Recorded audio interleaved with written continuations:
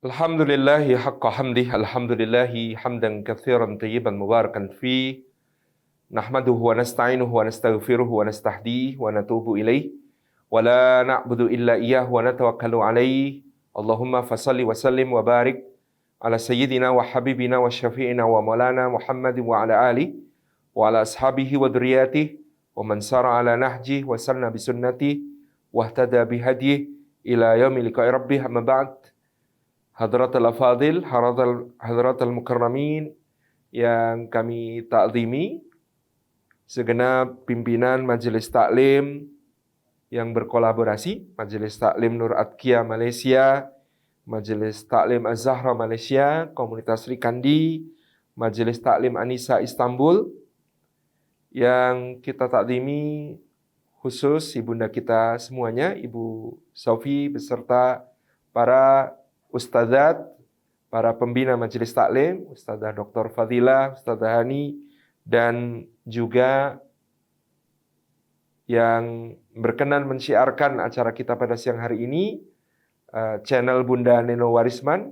Barakallahu fikum jami'an. Seluruh hadirin hadirat yang tidak dapat kami sebut satu persatu, rahimani wa rahimakumullah. Puji syukur kita haturkan kehadirat Allah Subhanahu wa Ta'ala atas limpahan karunia-Nya.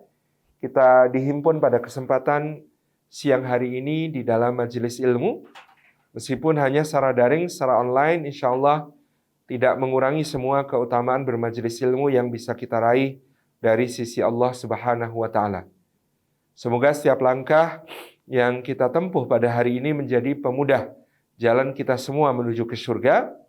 Dan semoga duduk kita semua termasuk taman di antara taman-taman surga, tempat Allah mencurah-curahkan rahmat-Nya, menaungkan sayap-sayap malaikatnya, menurunkan sakinah ke dalam hati kita dan menyebut-nyebut nama kita semua dengan bangga pada makhluk-makhluk mulia yang ada di sisinya. Para bunda dan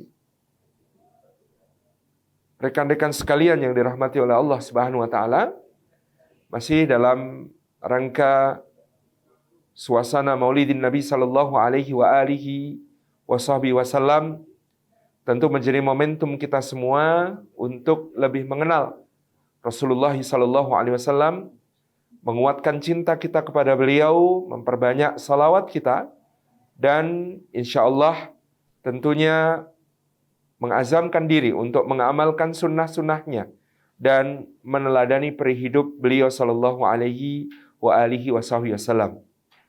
Mudah-mudahan dengan cinta itu kita sampai kepada apa yang beliau sabdakan, anta ma'aman ahbabta, engkau akan bersama dengan yang kau cinta. Mudah-mudahan dengan cinta itu kita mendapatkan kehormatan kelak disambut oleh Rasulullah sallallahu alaihi wa alihi wasallam di Al-Haud, di telaga beliau Al-Kautsar, diberi minum dengan tangan beliau yang mulia, dengan minuman yang lebih lembut dari susu, lebih manis dari madu, lebih sejuk dari salju, di telaganya dengan gelas yang kemilau bagaikan bintang gemintang. Mudah-mudahan kita diberikan kehormatan untuk berdampingan dengan beliau, bernaung di bawah panji-panji beliau di hari perhimpunan, dan mudah-mudahan kita beroleh kehormatan untuk mendapatkan syafaat beliau hingga mendampingi beliau sallallahu alaihi wa alihi wasallam di Firdausil A'la. Demikianlah sebab beliau sallallahu alaihi wasallam merindukan kita semuanya, dan rindu beliau kepada kita semua sampai membuat para sahabat radhiyallahu anhum ajma'in cemburu, karena beliau mengatakan, aku rindu kepada saudara-saudaraku. Para sahabat berkata, inilah kami di sisimu ya Rasulullah, mengapa engkau rindu? Kata Nabi sallallahu alaihi wasallam, bal antum ashabi. Kalau kalian ini adalah sahabat-sahabatku. Maka para sahabat bertanya dengan nada cemburu, siapakah yang menjadi saudara-saudara yang engkau rindu itu ya Rasulullah? Beliau sallallahu alaihi wasallam mengatakan, saudara-saudaraku adalah orang-orang yang tidak pernah berjumpa denganku, tidak pernah melihat wajahku, tetapi mereka beriman kepada apa yang aku bawa. Tetapi mereka mencintaiku dan memberikan salawat setiap kali namaku disebut. Mudah-mudahan kita adalah orang yang disebutkan beliau dalam rasa rindu yang luar biasa ini. Hadirin hadirat yang dimuliakan oleh Allah Subhanahu wa taala semuanya, maka hari ini kita semua mengenang dengan rindu Rasulullah sallallahu alaihi wa alihi wa sahbihi wasallam. Yang Allah katakan tentang beliau sallallahu alaihi wasallam di dalam suratil Jumu'ah. Karena kita di hari Jumat, ayat yang kedua. Huwallazi ba'atsa fil ummiyina rasulam minhum yathlu alaihim ayatihi wa yuzakkihim wa yu'allimuhumul kitaba wal hikmah wa in kanu min qablu la fi dhalalim mubin. Adalah Allah zat yang telah membangkitkan, mengutus seorang rasul di kalangan bangsa yang ummiyin, bangsa yang disifati dengan nisbat kepada kaum ummi, kaum ibu-ibu. Kenapa bangsa Quraisy ini dinisbatkan kepada sifat ummi, sifat seperti ibu-ibu? Guru kami Allahyarham Kiai Haji Mu'tamid Khalil mengatakan karena dahulu tentu yang namanya literasi itu memang di kalangan berbagai bangsa, rata-rata kaum laki-laki dianggap lebih daripada kaum perempuan. Maka bangsa yang memilih untuk tidak menulis dan tidak membaca ini disebut bangsa yang ummi, kaum yang ummi. Dan Rasulullah SAW dilahirkan, ditumbuhkan oleh Allah sebagai seorang yang ummi, sebagai tambahan kehujahan akan kebenaran Al-Qur'anul Karim. Sebab kata Allah Subhanahu wa taala, seandainya engkau wahai Muhammad sallallahu alaihi wasallam dahulu membaca dan menulis, niscaya akan ragulah orang-orang yang ragu tentang Al-Qur'anul Karim, menuduh yang bukan-bukan, menuduh bahwa Muhammad mungkin menyadur, Muhammad mungkin menyontek, Muhammad mungkin meniru-niru dari apa-apa yang dia baca, apa-apa yang kemudian dia tuliskan sebagai ayat-ayat suci ini. Bapak Ibu, hadirin hadirat yang dimuliakan oleh Allah Subhanahu wa taala, maka kaum yang ummi, kaum Quraisy ini memang istimewa. Karena pada ukuran-ukuran yang ada pada zaman itu di kalangan orang Quraisy, tidak membaca dan tidak menulis dianggap lebih cerdas daripada yang membaca dan yang menulis. Sebab peradaban pada masa itu dikuasai oleh para penyair. Literasi ada di tangan para penyair, yang tentu penyair yang tidak membaca dan tidak menulis dianggap lebih cerdas dari penyair yang membaca dan yang menulis. Kalau ada pemandangan indah, kalau ada kejadian menarik, kalau ada satu fenomena, kemudian ada seorang penyair langsung tampil menguntai bait-bait dari lisannya tak putus-putus, ya, tanpa bantuan alat tulis, maka dia penyair yang cerdas. Tetapi kalau ada pemandangan indah, ada kejadian menarik, ada fenomena yang istimewa, lalu penyairnya mengatakan, coba-coba tolong pinjam pena dan kertas, saya mau tulis ini. Wah, sepertinya bagus sekali kalau jadi puisi. Tentu dia akan dianggap sebagai penyair yang kecerdasannya jauh di bawah penyair pertama tadi. Kalau kemudian ada pertandingan antar penyair, kemudian ada seorang penyair tampil, lalu penyair lain berhasil mengutip 2 baris dan membalik dengan 2 baris buatannya sendiri. Terus menerus. Secara spontan, langsung di hadapan penyair pertama, tentu penyair kedua ini dianggap penyair yang sangat cerdas. Tapi kalau ada penyair yang, wah ini harus saya balas ini syair ini, minta pinjam kertas dan pena dong, saya mau tulis dulu syairnya dia, kemudian saya tulis nanti balasannya di bawahnya. Nah itu penyair yang dianggap kurang cerdas. Jadi dahulu ukuran kecerdasan itu adalah kalau tidak perlu membaca dan tidak perlu menulis. Itu lebih cerdas daripada yang membaca dan yang menulis. Dialah Allah zat yang telah membangkitkan di satu kaum yang ummi, kaum yang tidak membaca dan tidak menulis ini, seorang Rasul.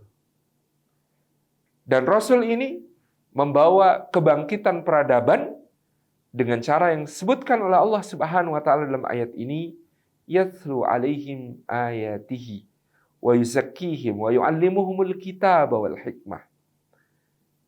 yang Rasul itu membacakan untuk mereka ayat-ayat Allah dan mensucikan mereka dan mengajarkan kepada mereka Alkitab dan Al-Hikmah.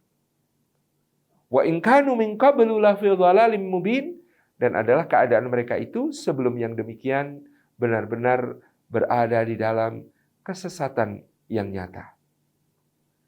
Maka anugerah hadirnya Rasulullah sallallahu alaihi wasallam membawakan tilawatil Quran, membacakan ayat-ayat Allah yang mengetuk fitrah yang bersemayam di dalam hati-hati manusia, yang yuzakkihim, mensucikan manusia dari dosa-dosa maupun dari penyakit-penyakit hati, yang kemudian mengajarkan kitab Al-Quranul Karim dengan segala pengajaran Allah di dalamnya, dari kisah-kisah, perumpamaan-perumpamaan, berbagai aturan dan panduan pedoman, sampai hukum-hukum dari Allah Subhanahu wa Ta'ala, dan juga hikmah, yaitu sunnah-sunnah yang kemudian beliau tampakkan tengah-tengah pergaulan beliau dengan para sahabatnya radhiyallahu anhum ajma'in. Karena khuluqul Quran sebagai Al-Quran yang berjalan. Karena setiap perilaku yang beliau tunjukkan adalah terjemahan dari keagungan Al-Quranul Karim. Dan sunnah dalam arti segala sesuatu yang mengandung kebaikan dari apa yang beliau lakukan, apa yang beliau sabdakan, apa yang beliau setujui. Dan semuanya senantiasa menjadi cahaya bagi kita. Sebab Rasulullah SAW adalah pelita bagi kita di siang maupun malam dalam keteladanannya. Karena Allah Subhanahu wa Ta'ala mengatakan tentang beliau sallallahu alaihi wasallam, "Inna arsalnaka mubasysyiran wa nadhira wa da'iyan ila Allah bi'idnihi wa sirajan munira." Dan kami mengutus engkau Muhammad sallallahu alaihi wasallam sebagai pembawa kabar gembira bagi orang-orang yang beriman dan beramal saleh, sebagai pemberi peringatan kepada orang-orang yang ingkar dan lalai, dan sebagai penyeru manusia agar berbondong-bondong menuju jalan Allah, keredaan Allah dengan izinnya, dan untuk menjadi sirajam munira, untuk menjadi pelita yang bercahaya. Allah Subhanahu wa Ta'ala mensifati matahari sebagai pelita. Wa ja'ala syamsa siraja, dan kami jadikan matahari sebagai pelita. Dan Allah mensifati rembulan yang muncul di malam hari sebagai yang bercahaya. Wa qamaram munira. Maka Rasulullah SAW melampaui mentari dan rembulan karena disifati sirajam munira. Dia memiliki sifat matahari, dia juga memiliki sifatnya rembulan. Maka dia adalah pembimbing kita siang dan malam, yang malamnya seperti siangnya, terang benderang seluruh keteladannya dengan pujian dari Allah Subhanahu wa Ta'ala. Wa innaka la'ala khuluqin azim. Dan engkau wahai Muhammad sallallahu alaihi wasallam adalah berada di atas akhlak yang mulia. Dan dia menjadi uswah hasanah kita. Sekaligus Allah menjadikannya wujud dari rahmatnya untuk alam semesta. Wa ma arsalnaka illa rahmatan lil alamin. Dan tidaklah kami mengutus engkau, wahai Muhammad sallallahu alaihi wa alihi wasallam, melainkan untuk menjadi rahmat bagi semesta alam. Maka kata Imam Ibnu Hajar Al-Asqalani dalam Fathul Bari ketika menjelaskan tentang Maulidin Nabi sallallahu alaihi wasallam, kata beliau kias aulawinya, kalau Rasulullah SAW memperingati kemenangan Musa atas Fir'aun, ditenggelamkannya Fir'aun di Laut Merah dan selamatnya Musa dan Bani Israel dengan lautan yang terbelah, dengan berpuasa pada hari Asyura pada tanggal 10 Muharram. Dan beliau menyatakannya kepada para sahabat bahwa hari kemenangan Musa ini dijadikan syiar dengan ibadah puasa. Padahal itu adalah rahmat Allah untuk Bani Israel. Untuk orang-orang beriman pada zamannya, yakni untuk Musa alaihissalam, Harun, dan orang-orang yang beserta beliau berdua. Rahmat yang sebenarnya terbatas. Itu diperingati dengan ketaatan, diperingati dengan amal saleh.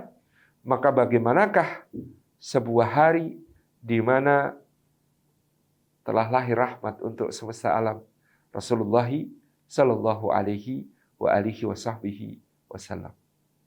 Ini keagungan yang layak untuk bahagianya hati kita, syukurnya hati kita akan kelahiran beliau. Memang kata Imam Ibnu Hajar, para sahabat, para tabi'in, para atba'ut tabi'in tidak merayakan Maulidin Nabi karena mereka tidak memerlukannya, sebab Rasulullah hidup di tengah mereka. Sebab Rasulullah SAW hidup di dalam jiwa mereka. Sebab keteladanan Rasulullah SAW begitu dekat, keseharian Rasulullah SAW masih membayang di mata mereka semuanya. Sedangkan kita yang begitu jauh dari beliau selalu memerlukan momentum untuk mengingat dan mengenal lebih dekat Rasulullah sallallahu alaihi wasallam. Maka Imam Jalaluddin As-Suyuti rahimahullah ta'ala menambahkan dalam kitab Maulidin Nabi sallallahu alaihi wasallam beliau, kalau berbahagia atas lahirnya Rasulullah bermanfaat untuk seorang yang kafir, yang kekafirannya ditetapkan Al-Quran dan ditetapkan baginya laknat siksa abadi di neraka, namanya Abu Lahab, yang pada saat Muhammad SAW, Abu Lahab membebaskan Thuwaibah Al-Aslamiyah, budaknya yang nanti juga menjadi ibu susu bagi Rasulullah SAW, dan dia menyelenggarakan sebuah jamuan makan untuk tokoh-tokoh Quraisy karena bahagia hatinya atas kelahiran putra saudaranya, putra Abdullah dan Aminah, Muhammad SAW, dan itu bermanfaat baginya kelak di akhirat. Kata Nabi SAW, pada hari kelahiran Rasulullah SAW, Abu Lahab diringankan dan dibebaskan sejenak dari siksanya. Kalau yang demikian itu bermanfaat bagi orang yang kufur, yang ingkar kepada Allah Subhanahu wa ta'ala, maka bagaimanakah bagi orang-orang yang beriman kepada Allah dan Rasulnya sallallahu alaihi wasallam. Dan inilah Rasulullah sallallahu alaihi wasallam, Nabiur Rahmah, nabi peradaban yang membawa pembebasan. Seorang pakar dalam usul fikih dan fikih di Universitas Al-Azhar mendapatkan predikat doktornya dengan menulis sebuah kajian berjudul Tahrirul Mar'ah fi Asri Risalah. Risalah Rasulullah SAW adalah risalah pembebasan kaum perempuan setelah beribu-ribu tahun tertindas oleh berbagai peradaban. Maka Al-Quranul Karim turun menjadi yang membebaskan perempuan, mendudukkannya sejajar dengan laki-laki dalam kesempatan untuk meraih keridhaan Allah Subhanahu wa ta'ala.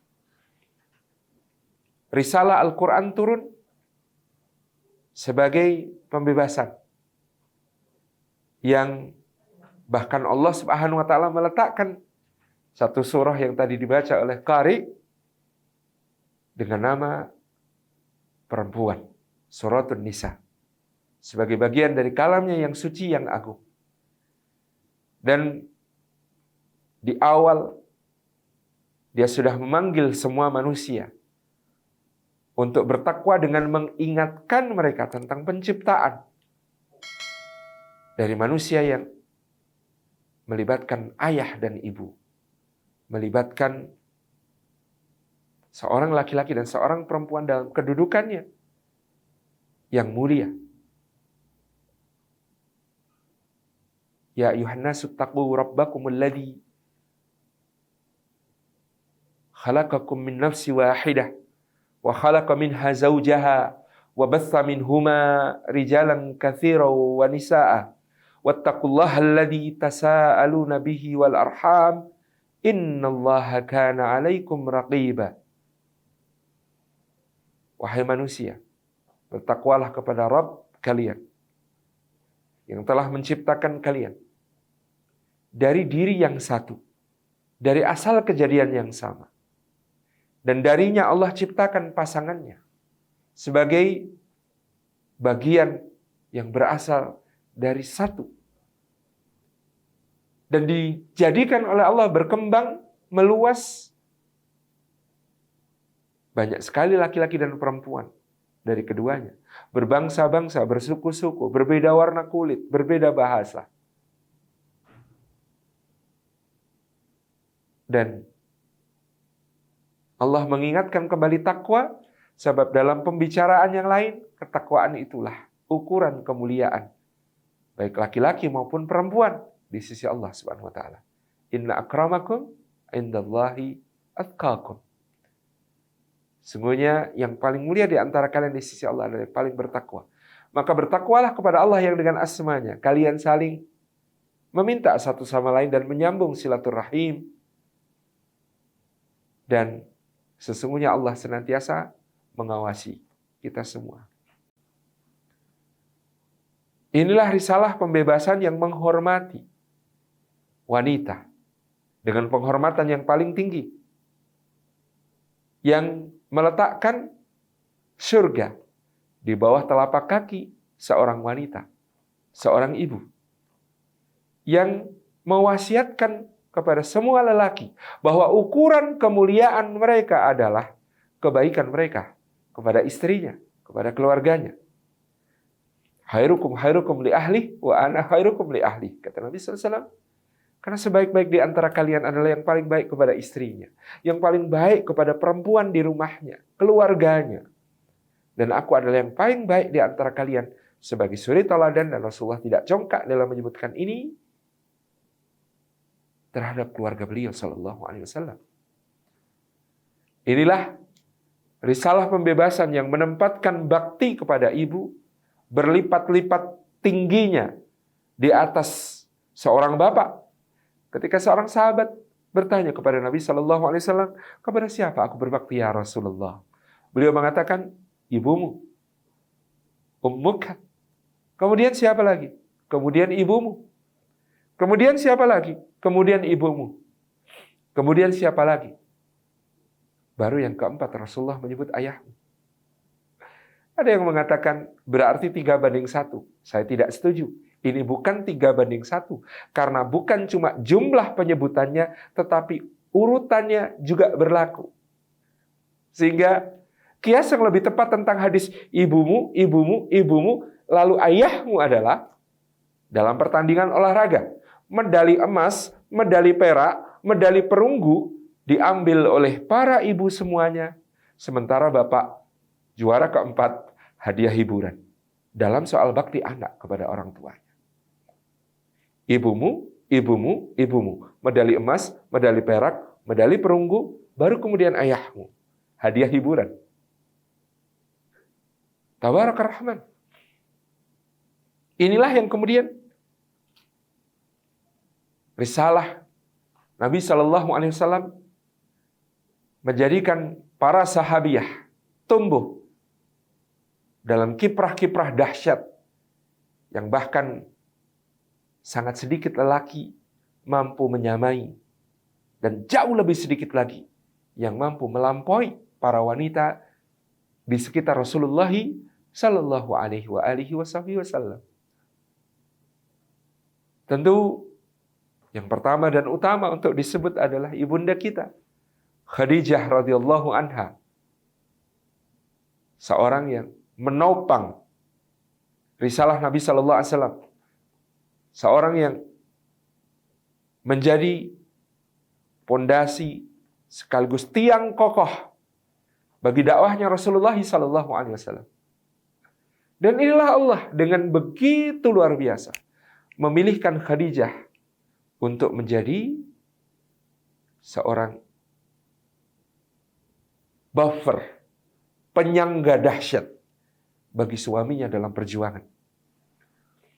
Kalau kita punya anak laki-laki, tampan, rupawan, akhlaknya mulia, dermawan, baik hati, tidak sombong, kembar sedekah, ya, anak yang sangat kita banggakan. Kalau kita sangat sayang, sangat cinta kepadanya, dengan siapa kita akan nikahkan dia? Mungkin akan kita jawab, kita akan nikahkan dia dengan seorang wanita yang salihah, yang cantik jelita, yang kemudian berasal dari keluarga terhormat, yang cerdas dan cerdik, yang pandai. Masya Allah. Dan kita semua sepakat, yang paling mencintai Rasulullah Muhammad SAW, anak yatim yang mulia ini, adalah Allah Subhanahu wa Ta'ala. Yang paling menyayangi Rasulullah Muhammad SAW ini, anak yatim piatu ini, adalah Allah Subhanahu wa Ta'ala. Lalu kenapa Allah Subhanahu wa Ta'ala justru menikahkan Muhammad SAW muda dengan seorang janda yang sudah 2 kali menjanda, dengan seorang janda yang lebih tua usianya? Karena Allah tahu manakah orang yang paling cocok untuk mendampingi perjuangan yang penuh dengan tantangan, cobaan, gelombang, kesulitan-kesulitan di kota Makkah Al-Mukarramah. Khadijah adalah wanita mulia yang kemudian merintis peradaban Islam di Makkah Al-Mukarramah dengan darah, air mata, jiwa, raga, dan seluruh hartanya. Wanita yang sangat kokoh dan tegar, yang sangat mengerti dan memahami. Sehingga ketika Muhammad SAW pada suatu hari pulang dengan wajah pucat pasi, dengan keringat dingin bercucuran, dengan gemetar dan berkata di depan pintu, "Ya Khadijah zammiluni, ya Khadijah zammiluni, ya Khadijah zammiluni." Maka dia tahu, dia tidak perlu menambah kepanikan suaminya, kesedihan suaminya, ketakutan dan kegelisahan suaminya dengan bertanya, dengan meminta keterangan apa yang sebenarnya terjadi. Tidak. Khadijah menuntun Muhammad SAW ke peraduan, diselimuti, ditinggalkan, ditutup pintu, didoakan kepada Allah. Karena dia yakin Allah lebih mampu menjaga suaminya daripada dirinya. Dan ketika suaminya kemudian mulai menceritakan apa yang sebenarnya terjadi di Gua Hira, di malam itu ketika Jibril alaihissalam mendekap Rasulullah SAW sampai nyaris kehabisan nafas dan memaksa beliau membaca, "Iqra ya Muhammad, Iqra ya Muhammad, Iqra ya Muhammad." Dan beliau terus menjawab, "Ma ana biqari, ma ana biqari." Aku tidak bisa membaca. Lalu tertuntunlah beliau untuk mengucapkan, "Iqra bismi rabbikal ladzi khalaq." Digemakan wahyu, bacalah dari Jabal Nur, dari Gunung Cahaya. Dan hari itu peradaban Islam sedang dimulai pembangunan pondasinya. Dan Khadijah ada di sana, hadir sejak hari pertama, mendampingi sang lelaki, sang suami yang tiba-tiba terasa menanggung beban seluruh bumi di atas pundaknya. Maka Khadijah yang bijaksana membawa Muhammad SAW kepada Warakah bin Naufal, sepupunya. Dia ceritakan kepada Warakah apa yang terjadi. Dia minta Muhammad SAW mengisahkan kepada Warakah apa yang terjadi di Gua Hira, di Jabal Nur itu. Maka Warakah mengatakan, "Sungguh demi Allah, inilah namus besar yang pernah turun kepada Musa alaihi salam. Wahai putra saudaraku, seandainya nanti saat mereka mengusirmu, memusuhimu, memerangimu, atau bahkan membunuhmu, tulang-tulangku ini masih kuat, tentu pasti aku akan berdiri di sampingmu untuk membela dan melindungimu." Kata Warakah. Kalimatnya datar, tanpa emosi. Tapi Muhammad SAW seperti tersengat dan kaget. Betulkah mereka akan mengusirku? Betulkah mereka akan memerangiku? Betulkah mereka akan membunuhku? Kata Muhammad SAW. Waraqah berkata, tidak ada seorang pun yang kepadanya turun seperti apa yang telah turun kepadamu, melainkan pasti dituduh gila, dituduh penyair, dituduh penyihir, dituduh dukun.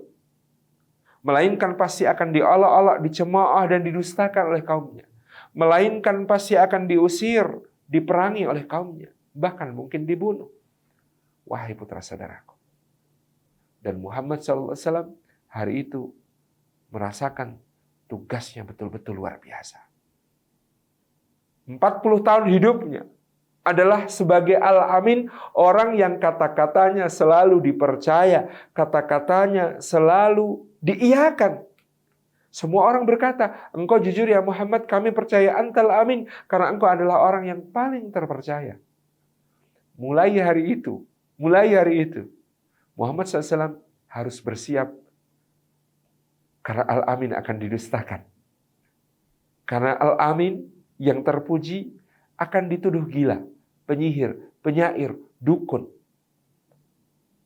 Karena mulai hari itu, dia mungkin akan dilempari batu. Dia mungkin akan rukuk, lalu lehernya dijerat dengan tali. Dia mungkin akan sujud, lalu kepalanya diinjak. Dia mungkin akan sujud, lalu punggungnya dituangi kotoran-kotoran busuk dari perut unta yang disembelih. Dan itu yang akan terjadi. Maka Khadijah ada di sampingnya dengan berkata, tidak, demi Allah, Allah tidak akan pernah meninggalkanmu karena engkau ya Rasulullah senantiasa menyambung silaturahim. Karena engkau ya Rasulullah senantiasa menolong anak-anak yatim. Karena engkau ya Rasulullah senantiasa menyantuni orang-orang fakir. Karena engkau ya Rasulullah senantiasa berkata jujur dan berbuat kebajikan. Betapa luar biasanya sang arsitek peradaban ini mengokohkan suaminya, memberi semangat, menghibur, menguatkan hatinya. Dan inilah Khadijah radhiyallahu anha yang tahu di saat-saat seperti itu bisa jadi ada musuh-musuh yang menyusup sehingga dia harus memverifikasi siapa sebenarnya yang datang kepada suaminya. Suatu malam Rasulullah janjian untuk jumpa dengan Jibril alaihissalam di rumahnya. Maka Khadijah berinisiatif setelah salat Isya meminta Rasulullah SAW untuk berbaring di pangkuan beliau radhiyallahu anha. Beliau peluk Rasulullah SAW. Beliau sandarkan kepala beliau di kepala Nabi SAW. Begitu sampai hampir tengah malam. Rasulullah lalu bertanya-tanya kenapa Jibril tak datang-datang. Maka kemudian di tengah malam itu Khadijah meminta Rasulullah untuk duduk di hadapannya. Sekarang ya Rasulullah silahkan duduk di depan saya. Rasulullah duduk dan muncullah Jibril alaihissalam.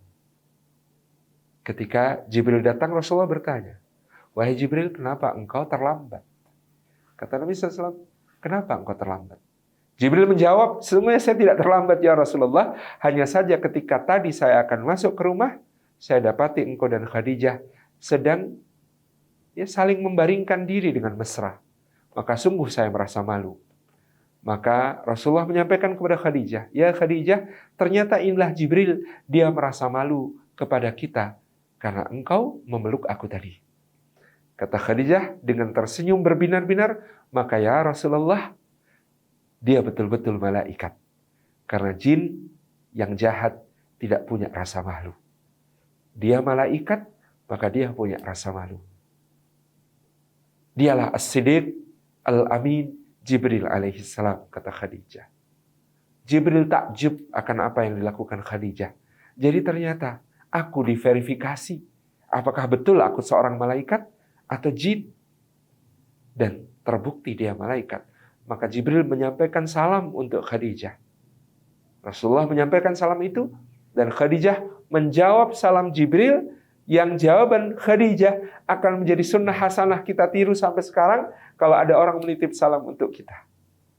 Khadijah berkata, wa alaika wa alaihis salam wa rahmatullahi wa barakatuh. Dan atas engkau ya Rasulullah Demikian pula atas Jibril, salam dari Allah. Juga rahmat dan barakah darinya. Tabarakah. Wanita ini akan mendampingi Nabi Shallallahu Alaihi Wasallam dalam semua suka dan dukanya. Dalam semua kisah kepahitan yang harus dilewati. Dalam semua aib yang nyaris tak tertanggungkan, seperti ketika Utbah dan Utaibah, putra Abu Lahab, dengan terpaksa karena tekanan dari kedua orang tua mereka, memulangkan Sayyidah Ruqayyah dan Ummu Kulthum yang telah mereka nikahi. Dipulangkan dengan penghinaan, dipulangkan dengan pelecehan. Suatu hal yang menjatuhkan dengan luar biasa martabat Nabi Shallallahu Alaihi Wasallam. Maka Khadijah mengatakan kepada putri-putrinya, janganlah engkau khawatir nak, janganlah takut, karena sesungguhnya Allah memiliki ganti yang lebih baik dari segala apa yang lepas dari kita. Khadijah mungkin tidak sempat menyaksikan bagaimana kedua putrinya kelak mendapatkan ganti yang lebih baik dengan kedua-duanya dinikahi secara berganti oleh Sayyidina Utsman bin Affan radhiyallahu anhu. Tapi ibu yang luar biasa ini telah meletakkan sebuah nilai yang sangat kokoh bagi kedua putrinya menghadapi hari-hari yang berat bersama ayahandanya dalam dakwah. Khadijah radhiyallahu anha tanpa merasa canggung mendampingi Rasulullah ke Syi'ab Abi Thalib, tempat kemudian Rasulullah, para sahabat Bani Hashim dan Bani Muthalib harus keluar dari kota Makkah karena piagam pemboikotan yang ditandatangani para pemuka Quraisy diletakkan di atas dinding Ka'bah, menyatakan mereka semua orang Quraisy tidak akan berjual beli, berutang piutang, berakad nikah maupun berbesanan, dan semua hubungan muamalah lainnya mereka putus dari Rasulullah, para sahabat Bani Hashim dan Bani Muthalib. Khadijah ada di sisi Rasulullah ketika harus menghibur para sahabat yang kelaparan, yang anak mereka sakit, yang tangis senantiasa terdengar di siang maupun malam hari, baik karena lapar maupun penyakit yang harus mereka tanggung. Khadijah terus mendampingi suaminya dalam perjuangan yang berat itu sampai Allah memanggilnya untuk menghadap kepadanya, dan sampai akhir hayat Rasulullah tidak akan pernah melupakan Khadijah. Demi Allah, Allah tidak pernah mengganti untukku seorang pun yang lebih baik daripada Khadijah. Dia beriman kepadaku ketika semua orang ingkar. Dia berikan hartanya untuk perjuanganku ketika semua orang bakhil. Dan dia memberikan untukku anak-anak yang begitu mulia, yang tidak diberikan oleh Allah kepadaku melalui istri-istriku yang lain. Sang pembangun peradaban Khadijah radhiyallahu anha adalah silsilah dari estafet panjang peradaban kota Makkah yang ternyata juga dibangun oleh seorang wanita. Seorang wanita yang berasal dari negeri Mesir, yang atas usulan dari Sayyidah Sarah terhadap budaknya ini, dia dijadikan istri oleh Nabiullah Ibrahim alaihissalam. Dan ketika dia melahirkan bayinya, Ibrahim mengajaknya mengembara jauh dari Kan'an yang subur ke selatan yang tandus, ke dekat rumah Allah yang mulia, yang tak bertanaman, lembahnya di dekat rumah Allah yang mulia. Ketika itu Ibrahim alaihissalam mendapatkan perintah, tempatkan dan tinggalkan sebagian anak keturunanmu ini di dekat rumahku ini, di lembah Bakkah yang kosong, yang sunyi, yang tidak ada air, tidak ada makanan, tidak ada tumbuhan, tidak ada hewan-hewan. Tinggalkan, hai Ibrahim. Ibrahim tercekat tenggorokannya, tidak mampu untuk bicara. Tidak mampu untuk minta izin untuk pamit dari istrinya. Dan beliau Ibrahim alaihissalam kemudian berjalan ke arah utara dengan sepenuh hati, tapi langkahnya terasa kosong. Bagaimana tidak? Ini istri, ini anak yang baru lahir, ditinggalkan di tempat yang tidak ada harapan hidup seperti ini. Di mana hatiku sebagai seorang suami? Di mana perasaanku sebagai seorang bapak, kata Ibrahim. Dan apa yang ada dalam hatinya serasa bergema, bertalu-talu terpukul ketika kemudian Hajar mengejar sambil menggendong Ismail dan bertanya, "Hai Ibrahim, kenapa kau tinggalkan kami?" Ibrahim tidak mampu menjawab. Ibrahim tidak bisa menjawab. Dia tunduk, dia berdoa, dia pasrah kepada Allah Subhanahu wa taala. Hajar mengejar lagi. Pertanyaan kedua diajukan, sama, kenapa kau tinggalkan kami? Dan Ibrahim tertunduk lagi, tak dapat berkata-kata. Sampai 3 kali.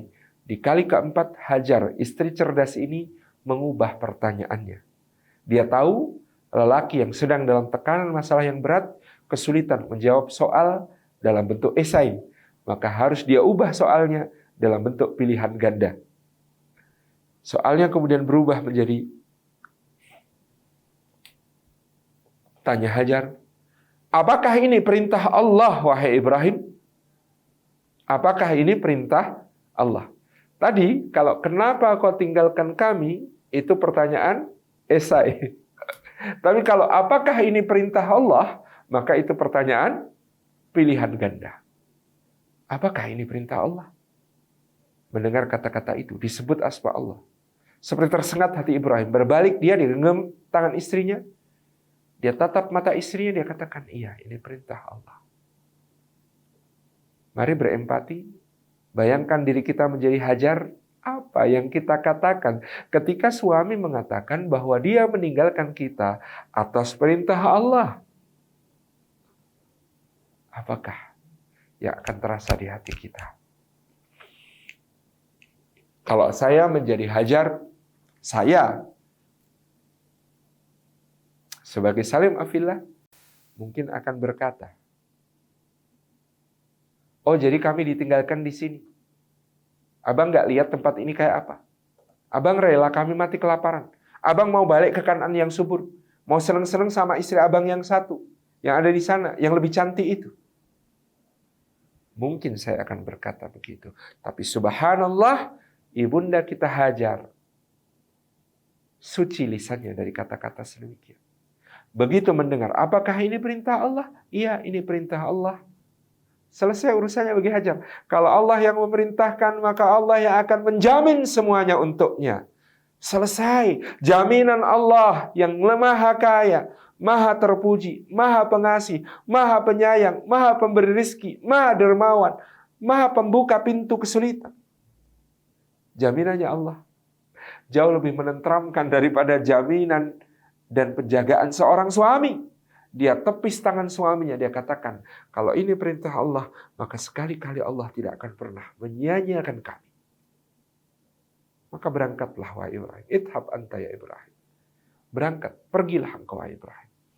Kalau ini perintah Allah, sekali-kali Allah tidak akan pernah menyia-nyiakan kami. Bunda yang dirahmati Allah, kata-kata ini, kata-kata sakti. Kalau tidak ada kata-kata, kalau ini perintah Allah, maka sekali-kali Allah tidak akan pernah menyia-nyiakan. Tanpa kata-kata itu, kita tidak akan ketemu dengan sumur Zam-Zam. Kita tidak akan sa'i antara Safa dan Marwah. Dan bahkan mungkin kita tidak akan pernah melihat sebuah kota yang menjadi tanda-tanda kebesaran Allah yang bernama kota Makkah. Karena kota Makkah lahir dari sikap iman seorang wanita. Kalau ini perintah Allah, maka sekali-kali Allah tidak akan pernah menyia-nyiakan kami. Sang pembangun peradaban itu, Hajar namanya. Dan kata-kata tidak pernah cukup, para ibu yang dirahmati Allah. Apakah kalau kemudian mengatakan kalau ini perintah Allah, Allah tidak akan pernah menyia-nyiakan kami. Lalu ada manna dan salwa turun dari langit, ada daging burung panggang dan minuman yang sejuk turun dari langit? Tidak. Setiap kata-kata dalam iman pasti akan diuji oleh Allah. Ahasiban nasu ayyatraku ayyaqulu amanna wa hum la yuftanun. Memangnya manusia mengira mereka akan ditinggalkan, dibiarkan sudah mengatakan aku telah beriman, lalu mereka tidak diuji lagi? Tidak. Pasti akan diuji oleh Allah Subhanahu wa taala. Bagaimana ujian itu? Bayinya lapar, mulai menangis. Air susinya kering, tidak lagi menetes. Air bekalnya habis, tak lagi tersisa. Tenaganya terkuras, tinggal sisa-sisa. Inilah Hajar yang melihat tangis bayinya seperti semakin mirip dengan tangis seorang bayi yang sakratul maut, yang hendak mati. Maka dengan sisa-sisa tenaga terakhirnya, dia gegas dirinya mendaki ke arah Bukit Safa.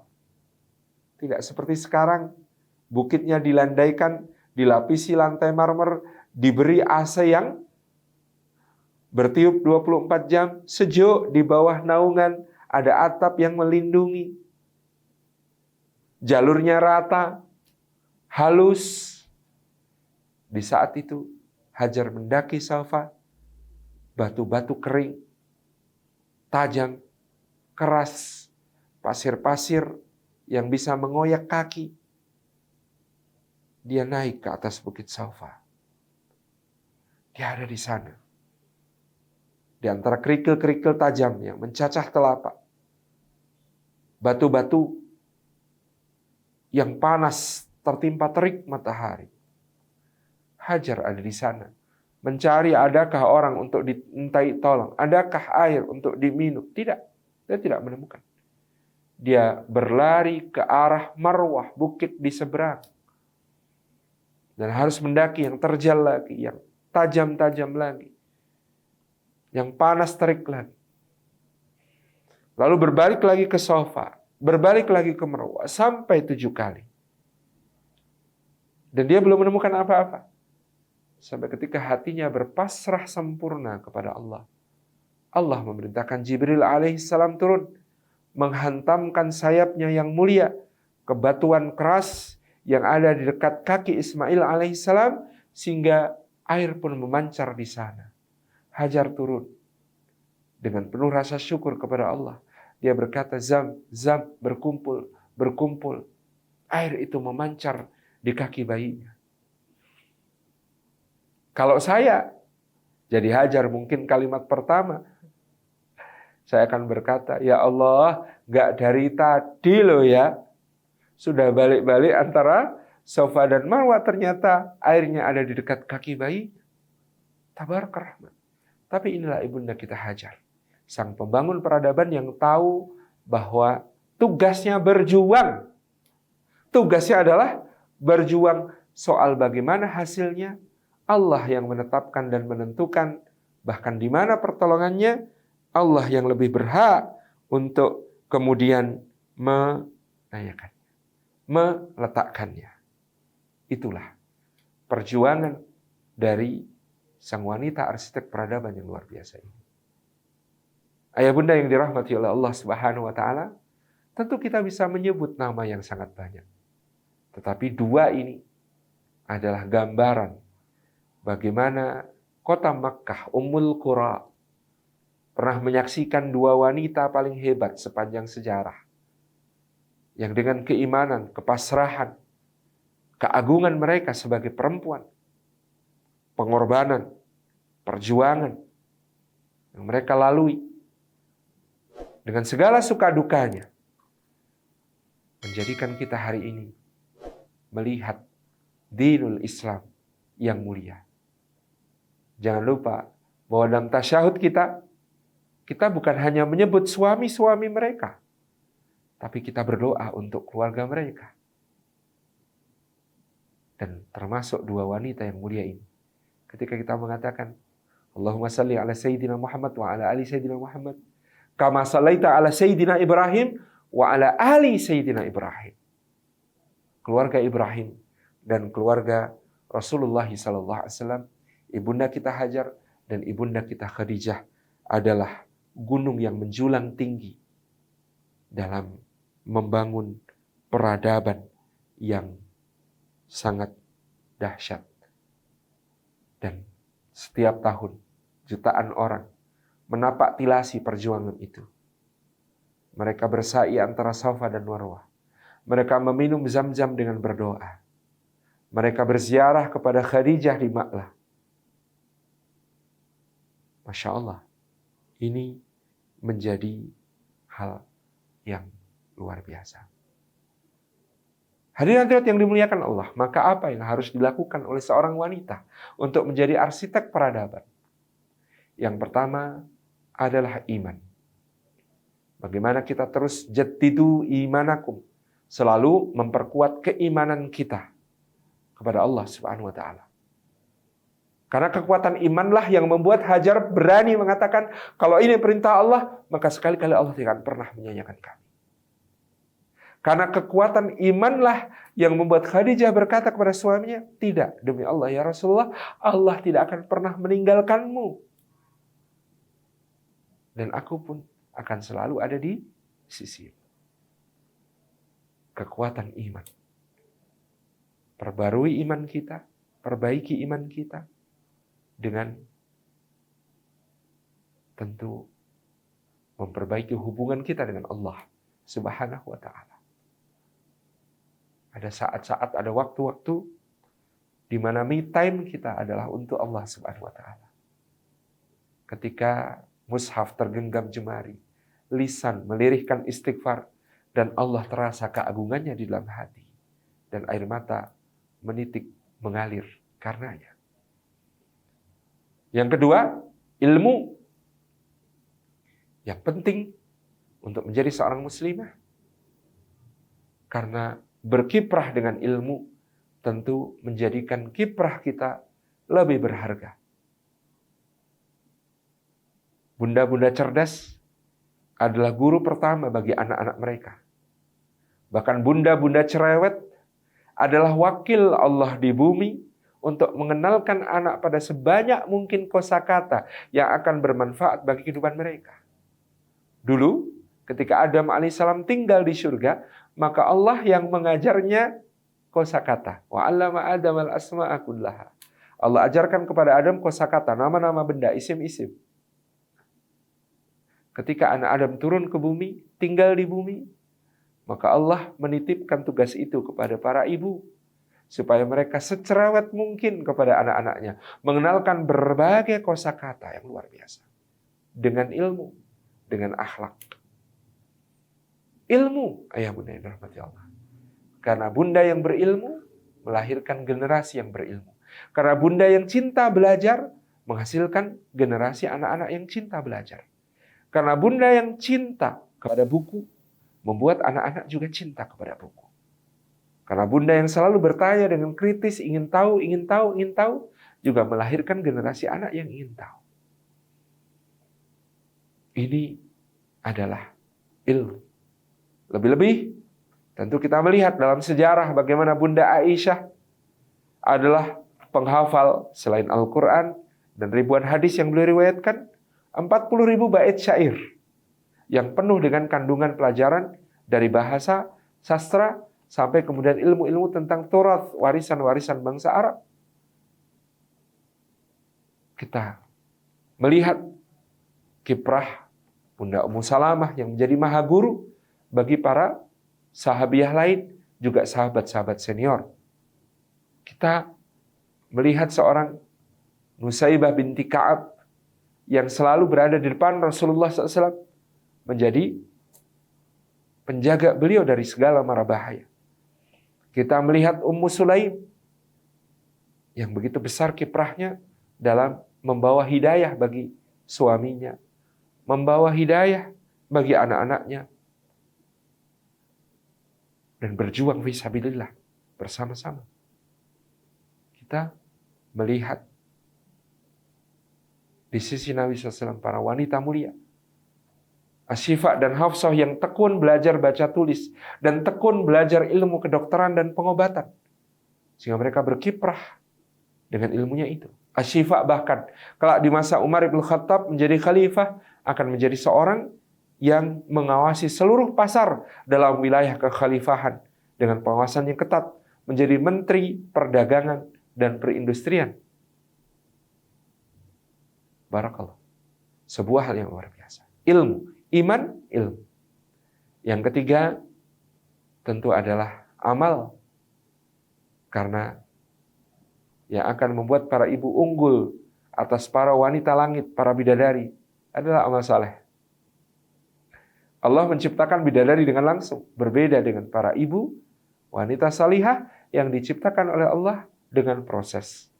Yang di dunia mereka berketaatan, mereka berpuasa, mereka salat sunnah, mereka bersedekah, mereka membaca Al-Quran, mereka melakukan berbagai kebajikan-kebajikan. Amal yang kita tata prioritasnya dari yang paling fardu terlebih dahulu, fardu kita bereskan, lalu kita baru menambah kebiasaan-kebiasaan yang sunnah. Tambahkan satu sunnah kebaikan untuk kita biasakan 3 bulan, sudah terasa ringan, baru tambahkan sunnah berikutnya. Tidak perlu tergesa-gesa. Karena ahabul a'mali ilallahi adwamuhu wa inqalla. Amal yang paling dicinta oleh Allah adalah yang paling dawam, kontinu, tidak pernah putus, meskipun dia kecil, meskipun dia sedikit. Amal, apapun yang kita bisa, berdasarkan ilmu yang kita miliki.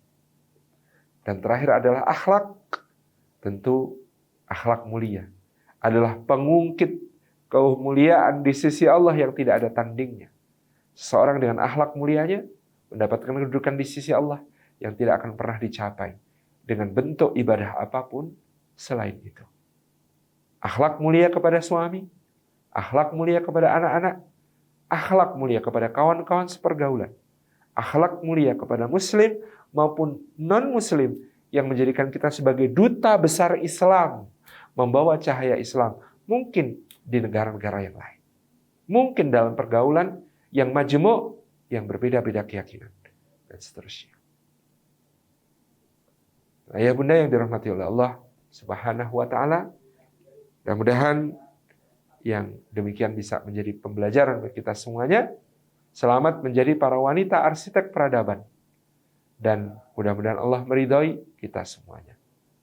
Jazakumullah khairan, mohon maaf atas segala yang berkenan. Wassalamualaikum warahmatullahi wabarakatuh.